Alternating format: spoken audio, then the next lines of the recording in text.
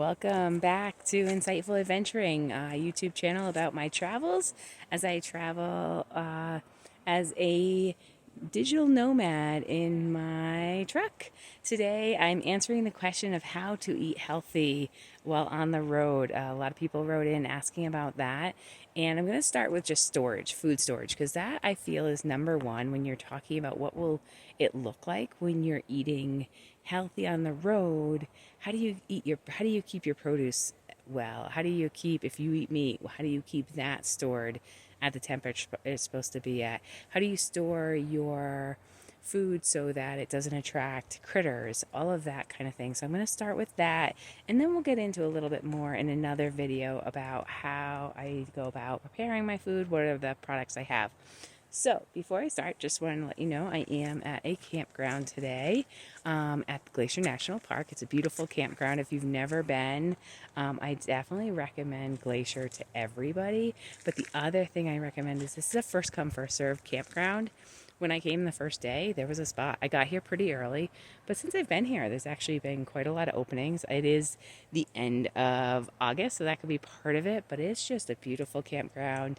Amazing scenery. This is from my campsite. Like my truck is right there, right? And so I lucked out and got a spot kind of in the woods. There are people on the other side, but not too bad. So anyway, how do I store food? I just went to the grocery store the other day. I go to the grocery store whenever I need to, whenever I run out. Try to get enough for a week. But when I go backpacking and things like that, I'd have to get a little bit more. Really thinking about things when I'm buying them.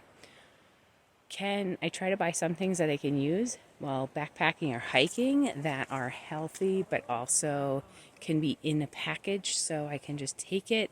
I do love to bring fresh fruit and vegetables while I hike. I know they're a little heavier, but once you eat them, you're carrying less. But in terms of the truck, how do I carry food? How do I store it? So the first thing is I do have, let me switch this.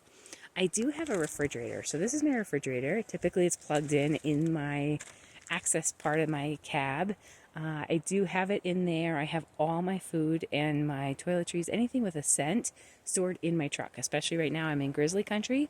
I can't have anything that's scented in the back of the truck because air can get in and out of the back of the truck pretty easily, especially when I have the windows open with the screened windows.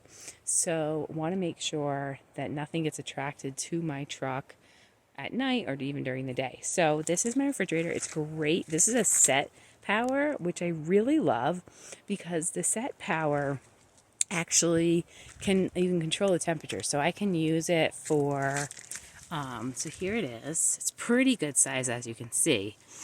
And here is where you change the temperature. You can have it on or off. You can have it on max or economy. I do have it unplugged right now because it plugs in my car.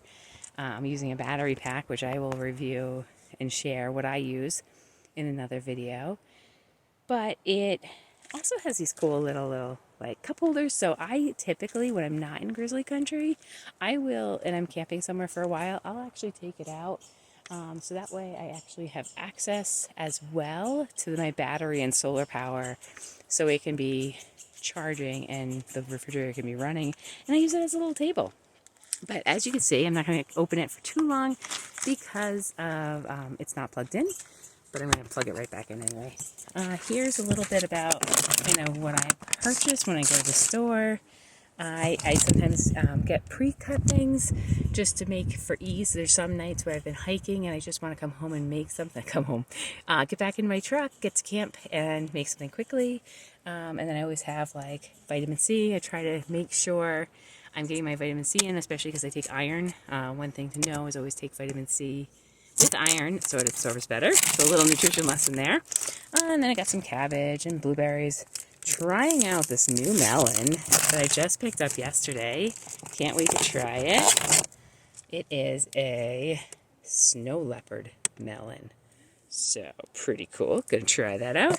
And then I do have, I store some protein mix in there as well. Just make sure if I can't do something quick, if I can't find some protein quickly, I can create a smoothie. I do have a blender with me. It's a little immersion blender. But yeah, that's kind of what I do. And you can see there's different sections. This also has a divider in here.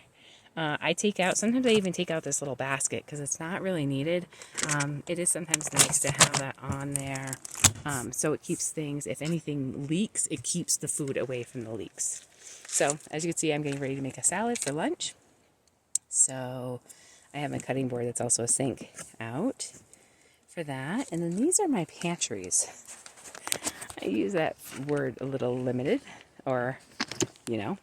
So in here, I do have some things that I can use in case of a pinch. I've had this since March, haven't used it yet, but in a pinch or if I go backpacking, great to have. Some crackers, some beans, some avocado oil, some oatmeal. So kind of just like the typical things you might have in a pantry I have on the road. Pretty much as you're traveling, if you can make it in the house, you can make it on the road. There might be some other things you need to get, like if you're trying to make something that is, I do know there's some people who bake while they're on the road. I don't have that capacity. I guess I could on a fire, but I tend to not do the baking, but I will do lots of things in a cast iron skillet. But we'll go over cooking in another video for sure. But in here you can see my spices.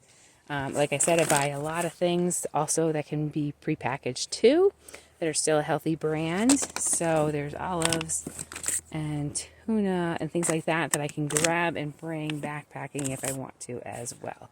So again, you can eat really healthy, you can eat really tasty on the road.